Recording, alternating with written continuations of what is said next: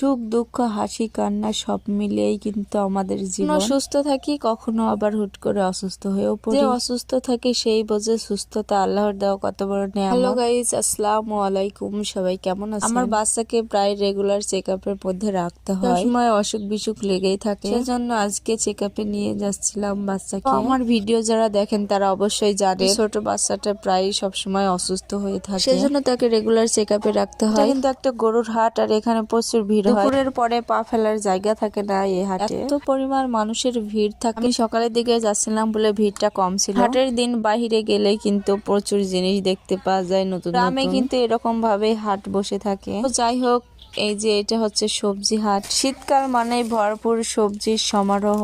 নতুন নতুন প্রচুর সবজি উঠেছে হাটে। সকাল সকাল যাচ্ছিলাম বলে এখনো তেমন বাজারে সবজি ওঠে নাই। সবজি বিক্রেতারা আসা শুরু করেছে। ফাঁকা জায়গাগুলো যে দেখছেন এগুলো একটাও ফাঁকা থাকবে